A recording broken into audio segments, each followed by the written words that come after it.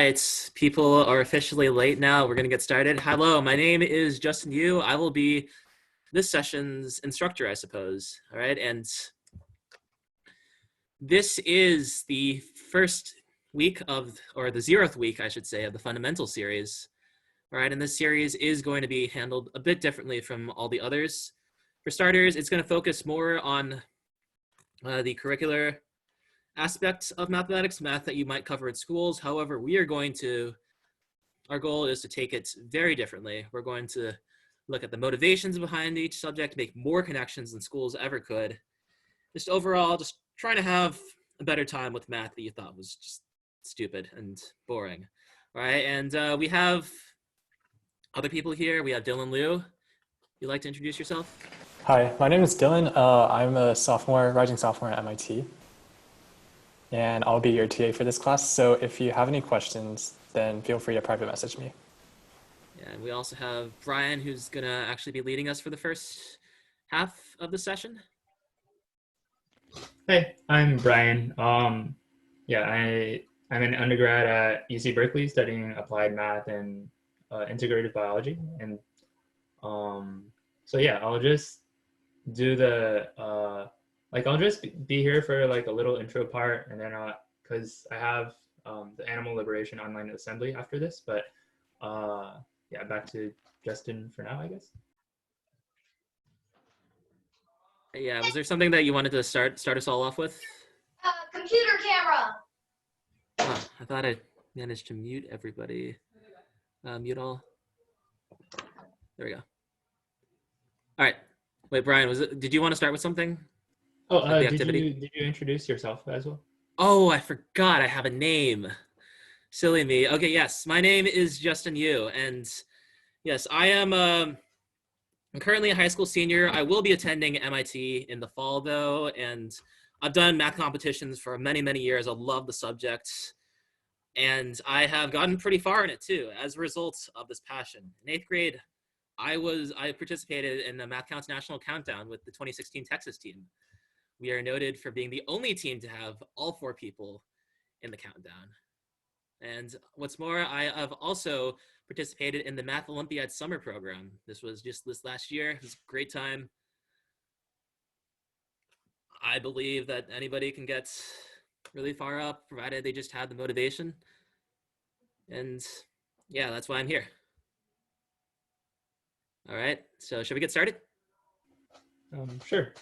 Okay, so yeah, I also like I'm pretty into math, and like also like kind of dabbled in math competitions when I was in like junior high and high school. But it's totally fine if you haven't heard of many like math competitions. Oh, I think Dylan wants to say something. No, never. Don't worry. Okay, never mind. Okay, so yeah, it's totally fine if you haven't heard of math competitions. It's just a good opportunity to it's like work on math problems and meet other math people. Some of you might come from like districts where like they don't really like support that many math competitions, and there's a lot of ways to just get into math other than that. And so we'll be starting this with a little activity to help like bring out that like inner like engagement with math. So everyone, I'm going to ask you all to PM me this, like direct message me in the group chat, direct message me this. So I'm going to ask everyone to think of a number, just some number, right? And then think of a clue that you want people to use to guess that number. We can start off with something simple. Okay, so just PM me the number and direct message me the number and the clue, and I'll like choose a clue to and then like share the clue with the class, and then we can have them guess the number. Oh yeah, remember to message Brian directly and not say me.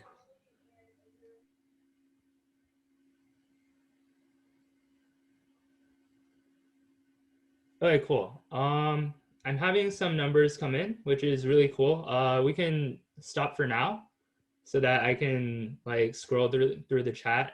Y'all have really good good numbers. Okay, so let's see. I'll choose the one that says the first prime, right? And then like and what? Yep, people are getting it. And the number is 2. Let's see if I can make a whiteboard. Okay, so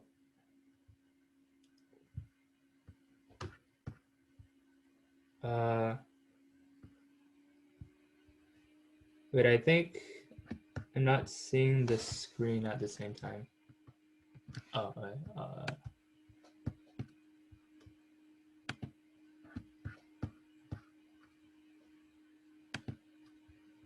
wait, 2. And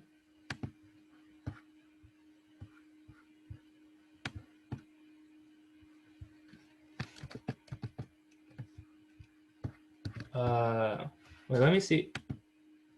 Okay, somehow I'm not seeing the chat if I use the whiteboard, so I'll just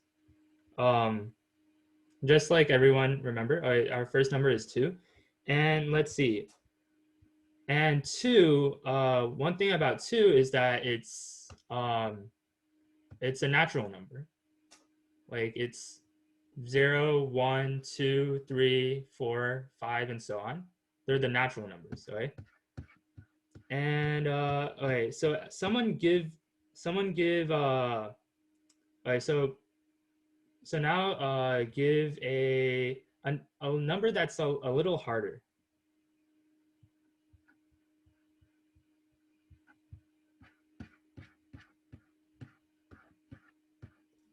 Like a number and a clue.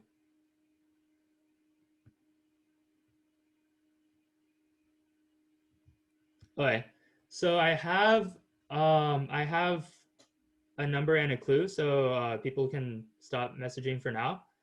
Okay, the first integer under 0.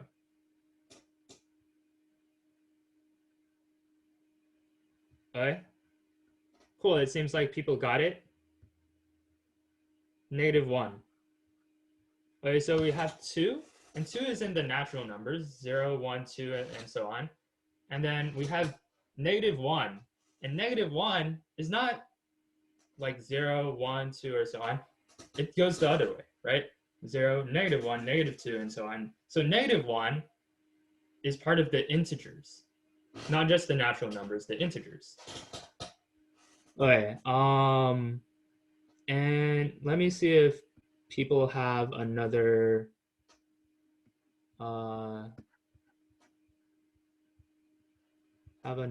number.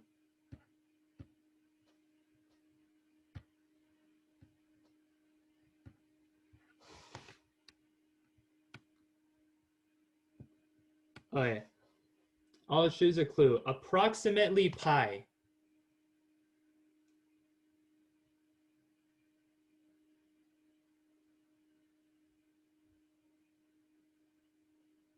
Now, what I asked is pretty vague, right? It can be 3, it can be 3.1, 3.14.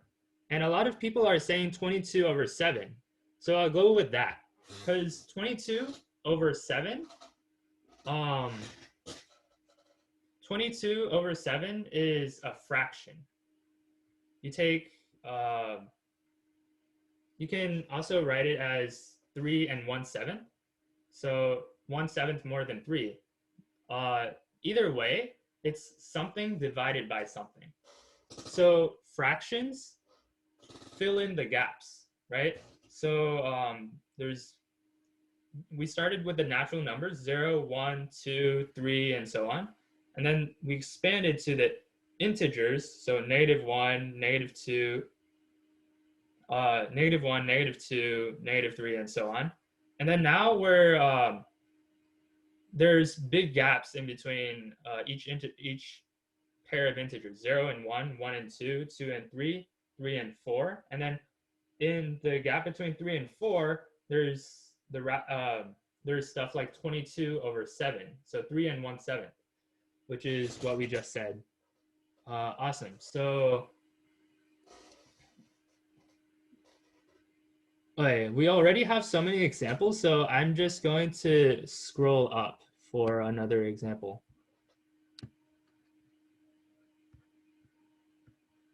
So yeah, so the fractions, when you have something divided by something, as long as the bottom number can't be, actually, so in a fraction where you have a numerator and denominator, what is the number, the one number that the denominator cannot be?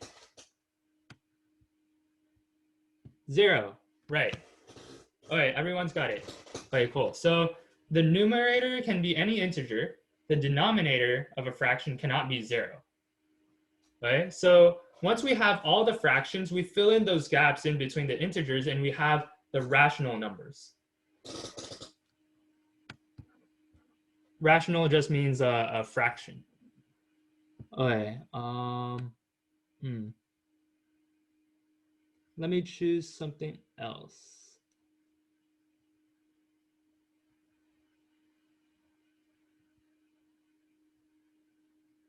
Do people want to send in another number and a clue?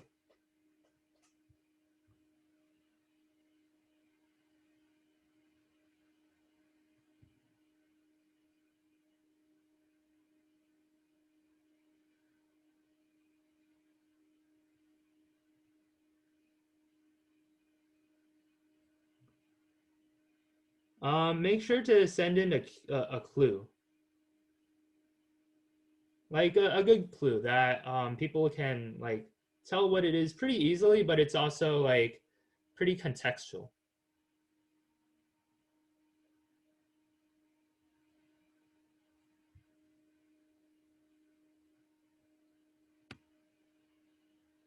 Can people think of some harder numbers?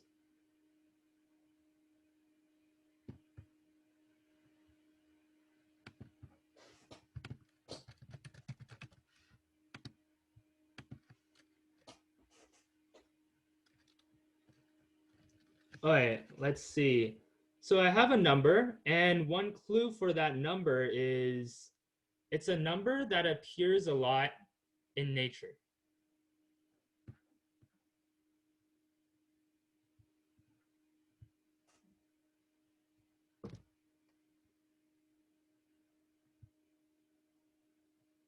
Yeah, I like it. A lot of different ideas. We have pi, we have e, we have the golden ratio. Some people might have not heard of the golden ratio, but what the number was, what the number that was suggested was the golden ratio. So if you haven't heard of it, the golden ratio is basically in numerical form, that might be 1 plus the square root of 5 over 2, all over 2. But the numerical form might be a little boring, but what is really amazing about it is its connections.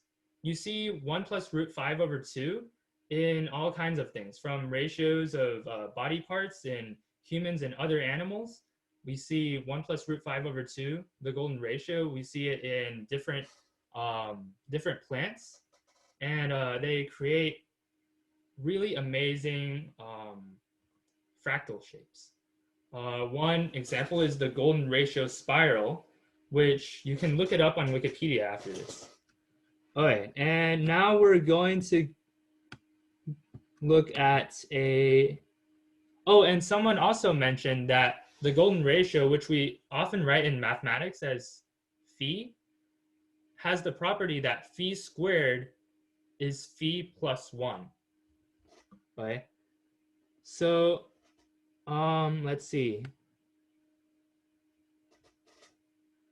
Now, so phi, the golden ratio, is it a rational number? So as we discussed earlier, we had the natural numbers 0, 1, 2, and so on, and then we had the integers, including -1, -2, and so on, and then we had the rational numbers, all the fractions that filled in the spaces. Okay, so no, right? So phi, the golden ratio, is not rational; it's irrational. Right? So we have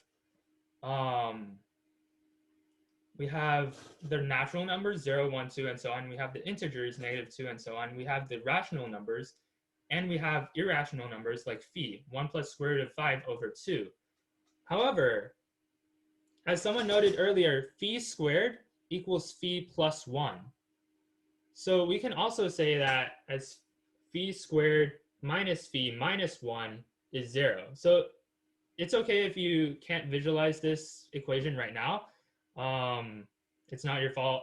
I don't have the whiteboard, or I don't have the Zoom capabilities of like seeing the whiteboard and the chat at the same time.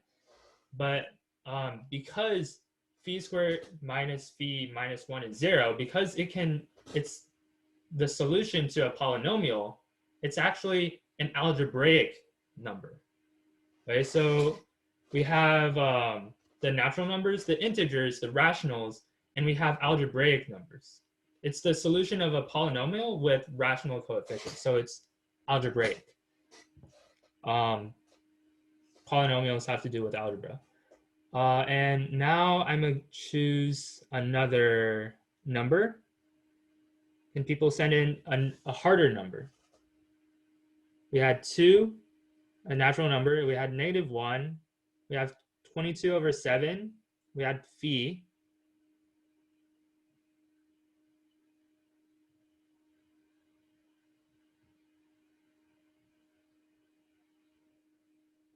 Think of where you use that number or where you see that number in your daily life.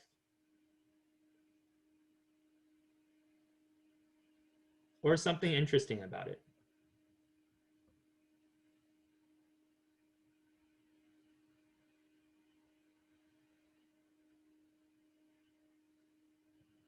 Oh yeah, I see.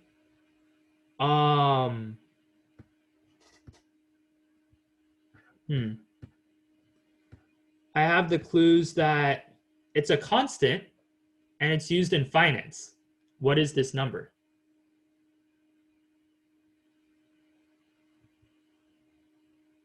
Yep, people are getting it. The number is E. So E actually represents a constant. It's 2.718 something something something. And it's used a lot. And someone else has just mentioned, Leo just mentioned another property. It's the limit of 1 plus 1 over n to the power of n. And this is probably hard to visualize, and it's okay if you don't know what limits are right now. But E is a number that, as mentioned earlier, it appears in finance. It's a really common constant, and it's not the solution of any polynomial with rational number coefficients, right?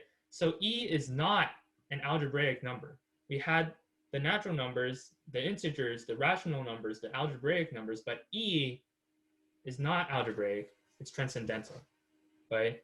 And the rational numbers and transcendentals together, they form the when you fill in the gaps between rational numbers, which are infinitely small, but they're still but when you get closer and closer to E, for example, when you start with 2, 2.7, 2.71, 2.78, 718, and so on, and get closer and closer to E, when you apply that rule, you get a real number. And then, so there's the natural numbers, the integers, the rational numbers, algebraic, the reals, and I'm going to go with the clue that it's for this last number, I'm going to go with the clue that it's everyone's favorite imaginary number.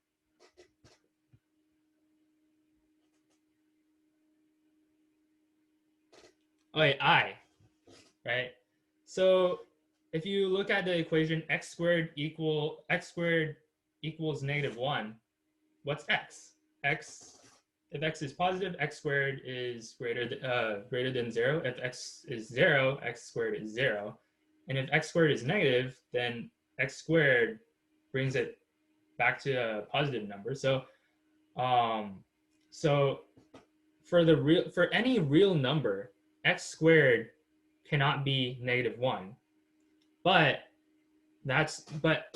to be able to solve things as simple as x squared equals -1 is very useful in creating in very, very different parts of mathematics. So having a number x such that x squared equals -1 is really important. And people didn't think of this earlier, but now we have this, but since a few centuries ago, we had this number I, which is imaginary. And together with the reals, when you have numbers like a plus bi, when you have like some real number plus some real number times I, we get the complex numbers. So the real numbers, we can use them to measure things, right? On a, like just like length, width, height, volume, and so on. They're on an axis, right? The real numbers. When we see a number line, the real numbers are all on the same axis. Now, when we add an I, we can represent them in the other direction. So like I, 2I, 3I, -I, -2I, -3I. And so together, when the reals combine with the imaginary numbers, we get the complex numbers. Okay, so we can write this on the on a whiteboard. So we have 2.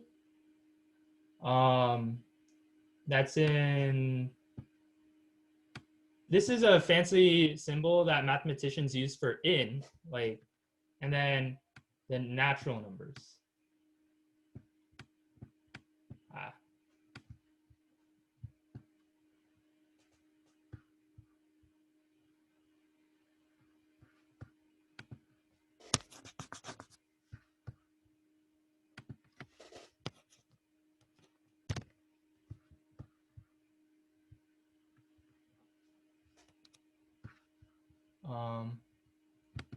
There. Okay.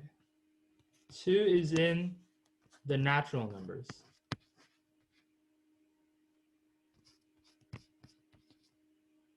So 0, 1, 2, and so on. And then -1 was our second example. That's in the integers.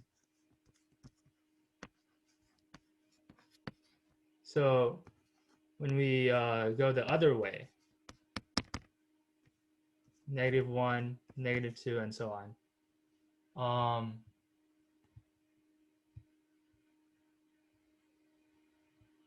And then we had the next number was 22/7. That is in the rationals. So let's see, we have a number line 0, 1.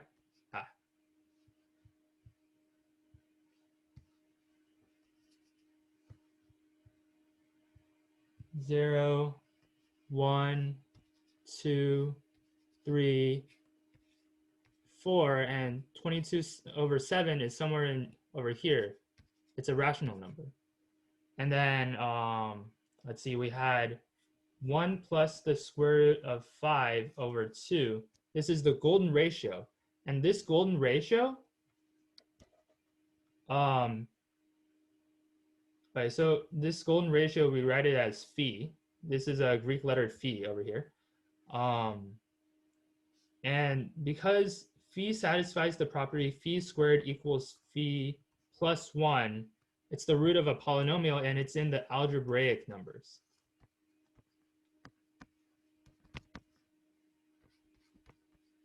So phi goes somewhere around here. And then we had the next example.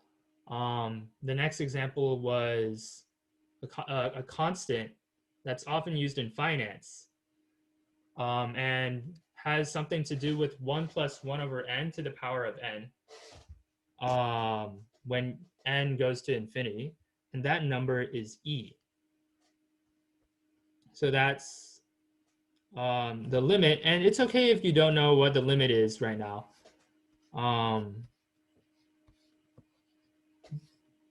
You can find a lot of these things. Like if you don't know something, go ahead and look it up on Wikipedia. It's an awesome resource.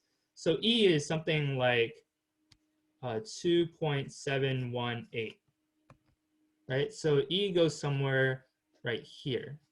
It's not the solution of a rational polynomial, so it's just a very generic real number. And basically any point on here, on this number line, is a real number. But if we go beyond just the number line, if we really stretch our imagination and use it to solve things like x squared equals -1, and things like this are really useful in like engineering and things like electronic circuits, we get the complex numbers. So I, 2i, minus I, minus 2i, and so on. And then any point here represents some real number a plus some imaginary number bi. So a plus bi. And it's okay if you don't get this. You can always like look it up, and be sure to just follow your curiosity, because these aren't the only numbers. There's number systems far beyond this. And yeah, all that matters is you follow your curiosity, pursue your passions, and I'll pass it on back to Justin. Sorry if I took too much time. No, that was great. Thank you. Thank you. Have fun at your, is it a meeting? Some sorts? Yeah, it's the Animal Liberation Online Assembly. Nice, yeah. Thanks. Well, yeah, thank you for taking the time to give us that demonstration. So yeah, what Brian did for us is he was able to just walk us through like a bunch of really basic number types. And these number types are what makes like the fundamentals of all mathematics, because of course mathematics started with numbers, even though maybe it's grown a bit beyond that. So to that end, I have a presentation that looks more at the historical context of a lot of these. So we start just with a sort of brief primer on what we aim to do with the series. This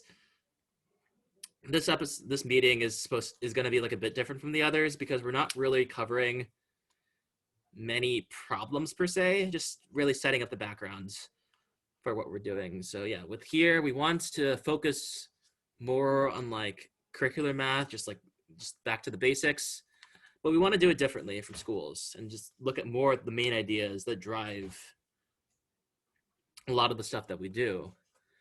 And of course, like we'll be going a lot faster, because it turns out that you don't have to learn a lot of topics. You just have to know a few topics and just learn them really well. And that's what we are going to try and do. So this is what a lot of people in the world think about math. All right. And it can be taught really abstractly. It's a really abstract subject, first off, because a lot of the times it's really hard to see why any of this stuff connects back to anything important, anything like any of the real important things in life. All right. And sometimes you might learn ways in which it connects, and those are called word problems. And I'm sure everybody here loves those. And it's just a system where it's just a really confusing subject, hard to explain, and it just feels really abstract. However, we want to show that this is not the case, because by looking at the history, you can see that a lot of mathematics is meant to explain natural phenomena, do stuff, and have stuff work in the physical world.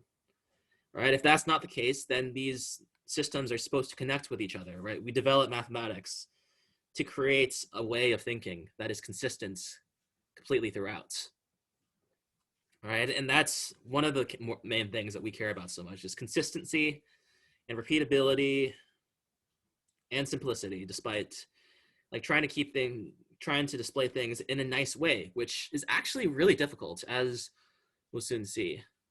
And of course, like in order to do this correctly, yes, having amazing intuition, divine inspiration, if you might, that's all really helpful and does help. But a lot of the times, the most important elements of being good at mathematics are time, persistence, trial and error over and over again.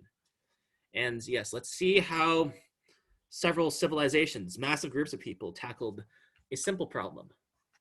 That problem is how to count. Here's a quick graphic that we found and most of all the numbers that we discussed. And we're only going to be looking at a really, really small portion of it. Right? So you might think that we can figure these out quickly, but it's difficult. So the first attempt, or one of the earliest attempts, was one of the earliest civilizations, the Babylons. And the Babylons came up with a system of numbers numbers with their cuneiform writing. And that system of numbers looks like this. Now, this is what is called sesagesimal. All right, and sesagesimal means base 60. All right, as an analogy, decimal, the number system that we use, is base 10. And it's base 10 because we only have 10 things to worry about. 0, 1, 2, 3, 4, 5, 6, 7, 8, and 9. With sesagesimal, you have 60 things to worry about. All right, and here, somebody asked me to go back to the previous slide, so here you go. There's not a lot here, so I'm just going to go back. All right, and there are a couple problems with this. One, you have to memorize like 50 different things. And two, there's actually really no way to represent any numbers that are bigger than this other than guessing. So this symbol right here, it's a 1. But it could also mean 60, depending on the context. All right, they had no placeholders, so you're just supposed to infer. It could also mean 3600, 60 squared. And the way that the system worked, you kind of just had to guess. That's no fun. It's not easy. What if you guess wrong? So clearly this was not perfect. And in time, another civilization would give it a really serious try, and that civilization was the Romans. All right, we've probably all seen these. These are Roman numerals that we all love, and they work like this. All right, you see that we have different symbols for 1, 5, 10, 50, 100, 500, 1000. But what do we do beyond that? These are the main systems that everybody knows, but what if you want bigger numbers? Like if we wanted 1,000, 10,000, do we just stack 10 M's in front of each other? If we wanted 100,000 or maybe even 1,000,000, what do we do? All right, and the main problem with the Roman system, it's nice, it looks really cool, just representing numbers with letters, but it also doesn't do a good job of extending. It's also not including the fact that the numbers get really, really long. For example, the number 1,728, I believe, is MDCCXXVIII. Right? That's not something I want to be saying every time I have to talk about what year I'm doing. So you see, like, there are a lot of problems with these number systems. They do the job. Like, you can theoretically represent every number with these, but things that they don't do a good job of, all right, they aren't exact, they're ambiguous. They can be ambiguous, just like these cuneiforms symbols right here, or they could just be really, really, really long, like this. Right? So how do we fix this? Well, it turns out that there's one important thing that isn't found in either of these numbers. Right? So here we have the building blocks, 1, 5, 10, 50, 100, 500, 1000. And here we have other building blocks. All right, and that's 1 through 59. All right, can people tell me, message me what I'm missing? Is there anything It might seem important that I am missing from, that are missing from these. All right, I am getting a lot of different answers. Some of them from the same people. All right, but the most frequent one I see is zeros, and the next most frequent one I see is place values. And that's great because they're one and the same thing. Place value is really important. We need that placeholder to emphasize nothing, and zeros allow us to do that. And it is with zero that we have what is called the Arabic numeral system, which is basically just the numbers that we are familiar with today. All right. But you might be asking, why is something so important missing from all of these ancient civilizations? And the reason that is because the idea of zero was such a revolutionary concept, mainly because of how numbers were used. This goes back to how numbers are created to satisfy a need. Mathematics to describe the physical world. All right, they were used to like count objects, like for transactions. How can I count something that's not even there? That was what they thought. That's why they never had a use for zero, because they never needed it. Of course, as we all know, zero is a very important number. All right, not only for making our numbers look nice, but also for, in general, also just for describing when we need nothing. Like nothing occurs a great deal of the time. And because of zero, that's we were able to get rid of these impossibly long numbers that we can't even pronounce. So that's how we got to representing the natural numbers, all right? How we count, all right? And you remember, that was like all these years, like Babylonians are like 10,000 BCE, like sometime really far in the past. Romans, also really far in the past. Like took all these years to like get where we are right now. We are only getting started. All right, first off, all right, we have something that was actually considered by the Pythagoreans. All right, these are ancient Greeks.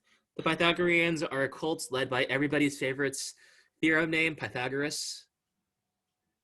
All right, and they looked at rationals.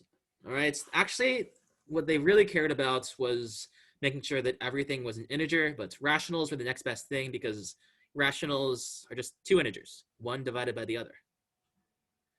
All right, they had this. Something that was less palatable and took a really long time to come up with was what we have next. Negative numbers. All right, and I've included a quote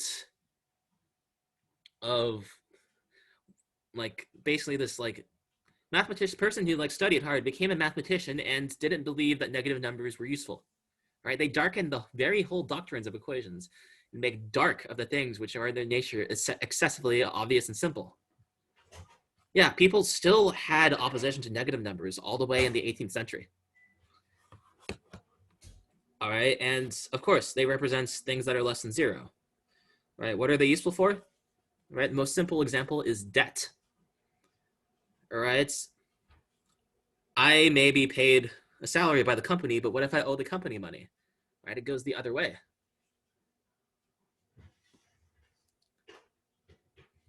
And yeah, so like these are all things that's they eventually they came up when we needed them. They weren't present in the original systems because they didn't need them.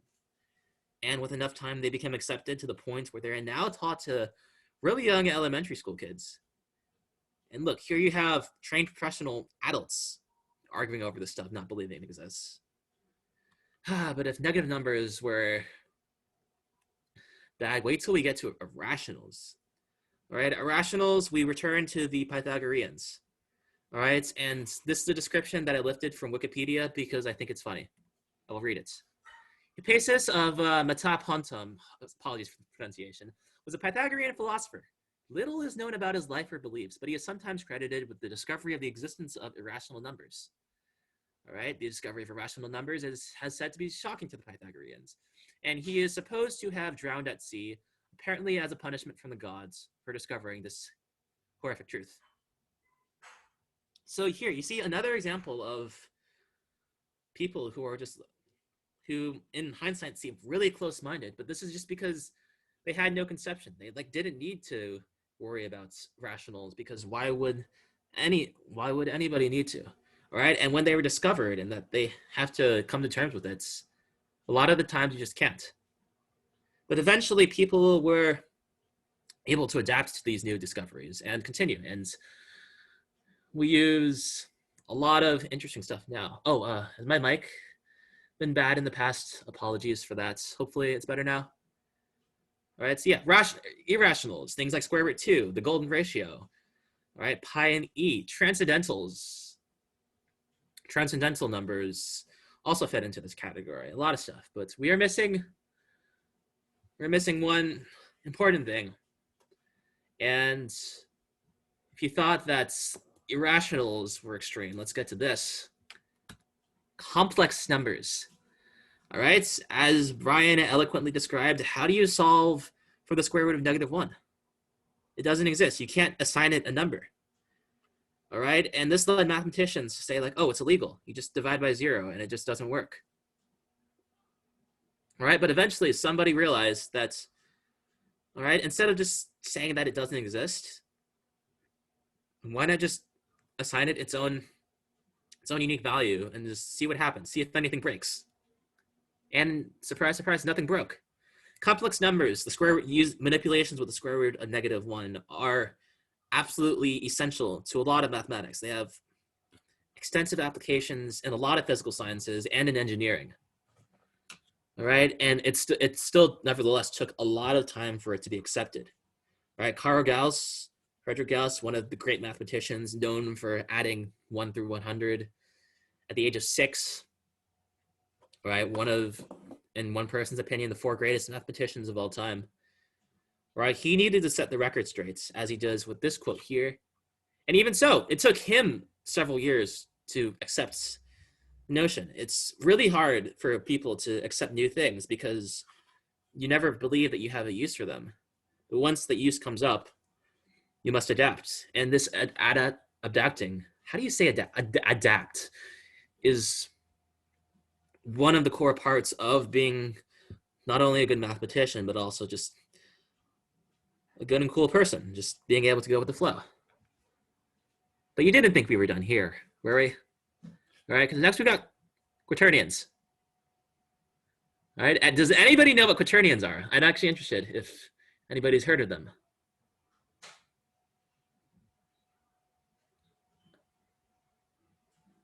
I'm getting a lot of no's. I assume they speak for the crowd. And ooh, these are fun. So, okay, so you can think of complex numbers as adding a second dimension. All right, you can think, oh, a classic way to represent complex numbers is, ooh, am I able to draw on this? Oh, it does not appear so. All right, is that, here, I'll try and point it out with my pointer. Hopefully you can all follow. All right, you can think of the reals on the real number line going like this, and complex numbers going like this. So it looks like the coordinate plane. All right, and these are 2 dimensions. 1 dimension here, another dimension here. All right, I got a response. Isn't it like complex numbers in the 3D plane? And that is really close, except instead of 3, we have 4. Yes, now we are dealing with 4-dimensional numbers. All right, and if you think that's great, think about, guess what the octonions are. All right, octonions, 8 dimensions this time, and you can even do feather. Apparently, I do not know. I've only heard this term. Don't know what it means, but you can split them. Split octonions are a thing. 8-dimensional numbers. And yes, people study these, and apparently they have uses. I do not know them off the top of my head, but they exist. And I haven't even gotten into like the different types of infinity, because yes, there are different types of infinity. There are infinities, then there are bigger infinities, then there are really, really big infinities, and then there are infinities even bigger than that.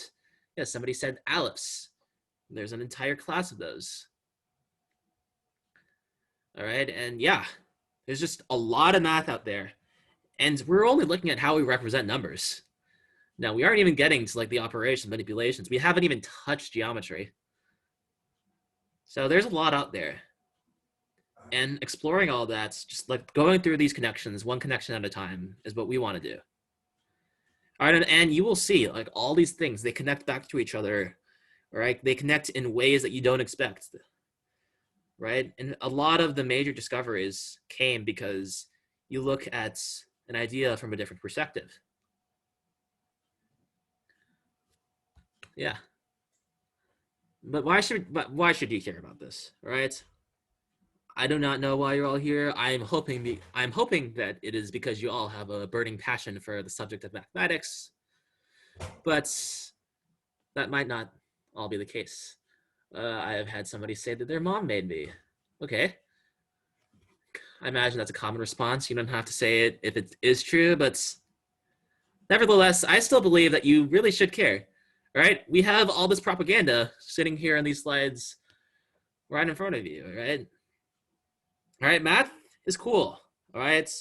Maybe you were bored by all the history, but I personally find it fascinating that you can just spend thousands of years looking at the simplest things. And because you have such command over these simple things, you can do really good at the hard things too. All right, and furthermore, like getting good at math, as you will see, right? Once we start getting into the more advanced stuff, your problem solving, if you follow along, it will go through the roof. All right, because we will force you to make connections on your own. All right, you will see examples of problems, and then we will have you do problems that look maybe close to the examples, but are a little different. And as you start making these new leaps, at these new branches in logic, you will get better at problem solving, and I cannot think of a more universal skill. Right? I know for a fact that I see the world very differently, like a lot more analytically as a result of learning math. All right, and yeah, you can even improve society if you want. All right, there exist mathematicians who have dabbled in who dabble or want to dabble in politics. You never know. All right, overall, it's like seeing the world through monochrome, and then as you add all these elements, all these building blocks, from the natural numbers to naturals and the negatives, to rationals, then to irrationals, then to even complex and quaternions and all the infinities, you get to see this world, just think of things like simple problems through a completely different color. And that's what we aim to do through this. All right, and I hope this was educational, maybe instructional, right? But it seems like we have some time left. So let's start at the beginning, right? Okay, you all know PEMDAS, of course, but would you like to know how to do them fast? Because that's fun. All right, cool. I am getting a lot of people saying that they're interested. That's good. Okay, so now let me share a whiteboard. And let me get my drawing tablet ready, and here we go. All right. So let's start with something that people don't like doing, right? And that is multiplication. All right. If anybody is unable to see the whiteboard right now, all right, please let me know. All right, let's look at how most people compute 42 times 37. All right, so how do we do this? Okay, so we start by multiplying 2 times 7. And we know this because we know our tens times tables, I hope. All right, so we have a 4, but 2 times 7 is 14. Why do I only have a 4 here? Well, we need to worry about the tens place. Let's figure out what the tens place is. All right, so we go to the ones place times the tens place. 7 times 4 is 28, plus 1, 29. All right, and we do the same thing. 3 times 2, 3 times 4, 1, 5, 5, 4. Oh yeah, and you'll also notice that I wrote this addition left to right instead of right to left. That is because I did it mentally. And when you do addition mentally, it is actually faster to go from left to right because it just makes more sense. You're adding 200, then you're adding 90, then you're adding 4. Not you're adding 4, then you're adding 9, then you're adding 2 and 2 and the 1 that you get when you carry. All right, just give it a try. It works out. Another thing that you might give a try is a way to do this shorter. Right? What if I told you that we didn't need all this extra business at the bottom? All right. If any of you have ever heard of or read Secrets in Mental Math by Arthur Benjamin, this is what he calls the crisscross method. All right, and yeah, this is, if you know how to multiply with abaci, I do not, but that'd be really cool. And yes, some people are saying that this is a type of FOIL, and that's sort of what it is, because we start the last ones, then we're gonna cross in the middle. So let me clear everything, and 42 times 37. Right, I am going to draw this in multiple ways. So first, we're going to do this multiplication. 2 times 7. All right, everybody, what is 2 times 7? Glad to hear it. It is 14. All right, so I put a 4 here, and of course I put a 1 in carry. So let me copy this work here, because now they're going to multiply this.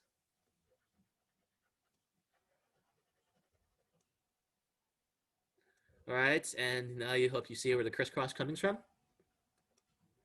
All right, so now we have this time 3 multiplications to do. So we have this 1 here. Then we have to do 2 times 3. And then we have to do 4 times 7. 28 plus 6 is 34, plus 1 is 35. So now the carry is going to be 3.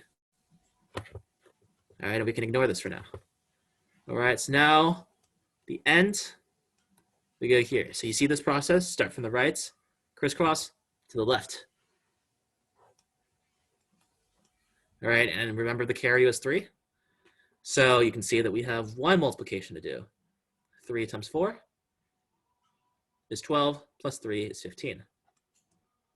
Same answer, 2 different ways. And notice how I did write the numbers multiple times, but that was more for demonstration purposes. Note how we were able to do that just with 1 line. All right, no need to do all the extra work of and waste extra precious scratch paper space. All right. Oh, excellent question. Person who asked me what about 3-digit numbers. The question is, what about 3-digit numbers? All right, so let me show you. Okay, can somebody send me random numbers? Random 3-digit numbers, please. Okay, to stop here, I have 275 and 754. Excellent. All right, so we are going to multiply these, and actually, let me do it so that the bigger number's on top. It's a good habit. All right, so to the left, I will diagram the crosses. All right, maybe you can think of it as sort of extending to the left.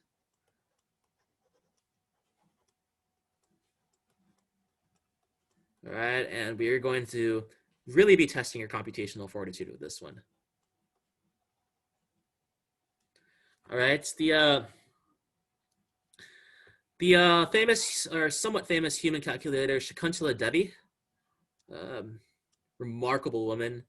She is noted for using this method to compute a 13-digit number times a 13-digit number, all with less than 30 seconds.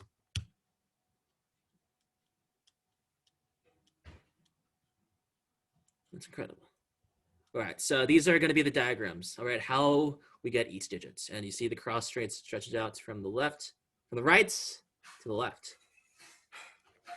So first step, 4 times 5. 4 times 5 is 20. So our first carry is going to be 2. All right, next. All right, hopefully everybody sees the pattern with all these, right? Anybody not?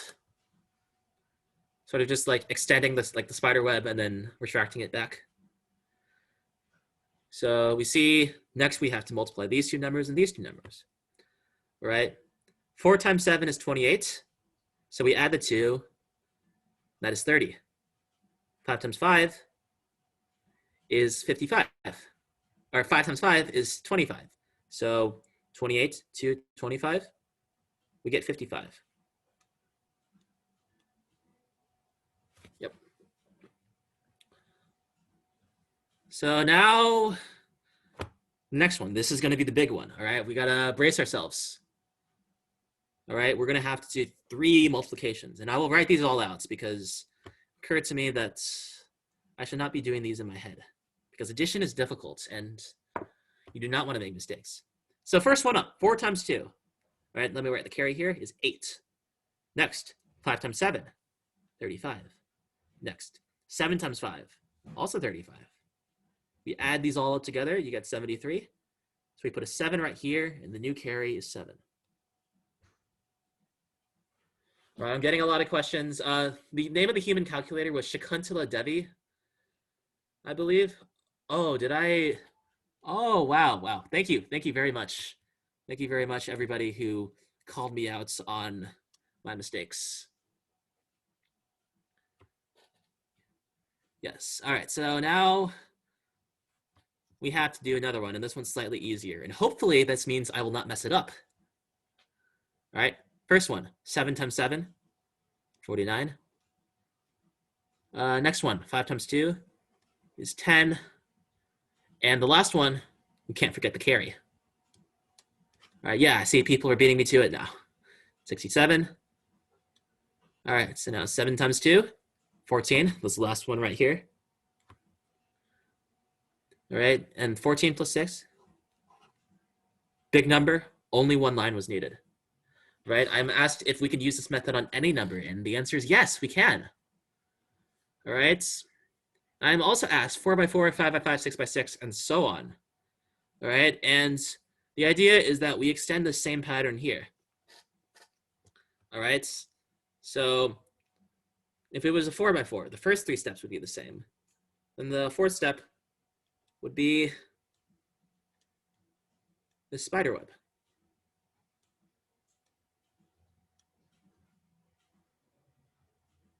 And then the next one after that would be here. All right, there's a really nice, beautiful symmetry to this. All right, I use this method whenever I have to do multiplication. All right, now I'm getting 3 times 4 or 3 times 2. How do we do that? This is clever. All right, let's use 754 from earlier. And what's a good 2-digit number? 67. I like it. Good number. What do I do here? Well, this is actually a 3 by 3 in disguise. See? So now to do this one, we would just do the exact same method. And it's even easier because now we're going to be multiplying by 0 a lot of the time. So let me draw shorthand version of the diagrams. And to finish out, let's take this. This will not end in the minutes. I am going to go a bit over, unfortunately. But you can leave in case you need to. But if you want to see me do square roots with pencil and paper, you're going to want to stay. All right, that is our next trick. All right, so 4 times 7, 8. 2 is the carry. All right, 4 times 6, 24, plus 5 times 7 is 35. That gives me 69, plus 2 is 71. You can do square root easily on Abacus. Oh, that's cool. Is this true? 32, yeah, no, the 61. All right, 49, 55, 85. All right, and oh, and I also just omitted the 4 by 0. And finally, 7 times 6 plus 8 is 50. So I hope this is correct. I have a question about 3 by 3 by 3. Just multiply the first 2, then multiply by the third. How do I do it so fast? This is the culmination of years of multiplying a lot of numbers. And you don't have to ever do them specifically because multiplying numbers, these are just small steps each. So if you do a lot of math problems, you will get faster than I am. I guarantee it. All right. So now let's move on to another subject that people might be interested in. Pencil and paper square roots. Let us approximate the square root of 17 on paper.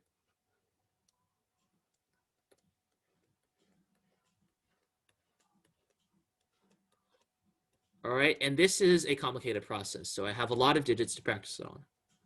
Right, of course, we'll never be able to get the true square roots because it continues on forever and forever. It's an irrational number, which is one of the things that we learned about. Right? I'm getting a very accurate answer of a bit over 4 from Luke Robitaille. Thank you for that. So how do we do this? So a bit over 4, that's a great place to start. So we're gonna put a 4 over here. But what is 4 squared? 4 squared is 16. So you notice I have this set up a lot like division. So you might think, oh, we should drop the next 0. You're correct, but not complete, because we have to drop the next 2 zeros, all right? I'm gonna be filling out this blank, that blank, this blank, the next blank, the next blank, all right? Right, as we go on. I'll do this a few times, we get the hang of it, and then let's call a meeting. All right, so now what do we do? Okay, so the process requires us to do this next. Multiply whatever number we have here by 2. So we get 8. All right, so now we are going to solve this little puzzle.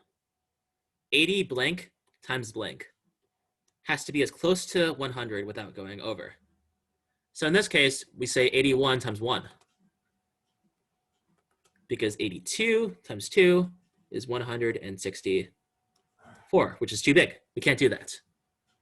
All right, so I choose this 1 because it makes this fill in the blank as close to 100 without going over. Because I chose a 1 here, I write a 1 up here. And now we do what division does and subtract.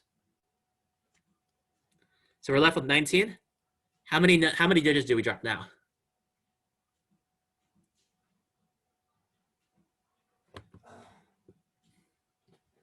2, right. We drop this next 0 and the 1 after that. And now we start with this process. We take the entire number and multiply by 2. And now we're going to solve this puzzle. Let's ignore this for now. 820 blank times the same blank has to be just a little smaller than this. Can anybody tell me any ideas for what they think that should go in the blank?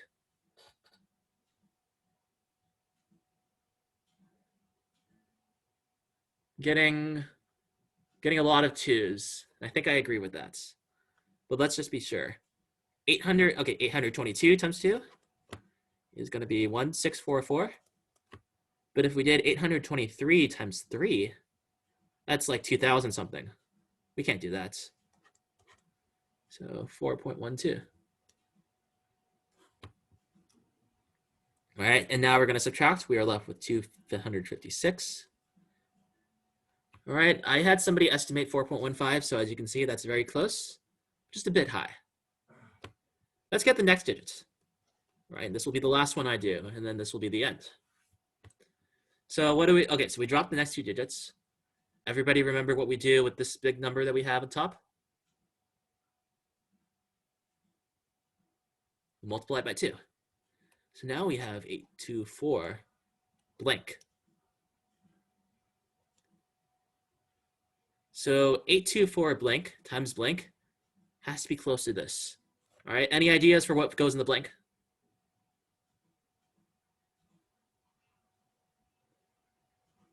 I'm getting a lot of 3s.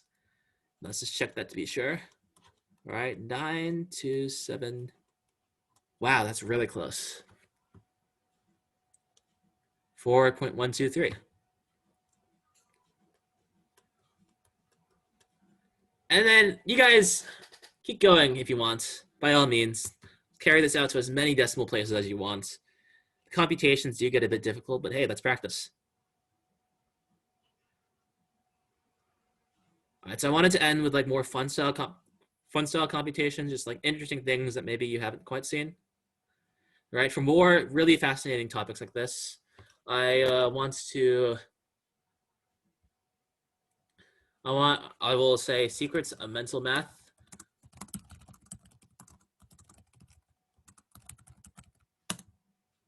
Oh, sorry, I did not mean to send that in a private message. All right, this book is the one that you want. Let's see. One is the second digit. All right, it's the person who said just use a calculator. That's great, but what if you don't have one? You never know whether you might need to approximate stuff. I think you could buy one, but you also wouldn't be allowed to use it on math counts, for example. All right, so that's all we have for you today, okay? Hopefully you guys return for the next fundamental series. All right, so next week, they're gonna be going over all the operations. Yes, the one is the second digit. All the operations, not just ordinary arithmetic, but we also have exponentiation, logarithms, all right? More radicals, all right? And lots of really interesting stuff, just ways of representing numbers. Those will be really cool once we get to the real problem solving. We just need to get these fundamentals taken care of. So I hope you all learned something from this, and I will maybe see some of you in the next meeting. Bye.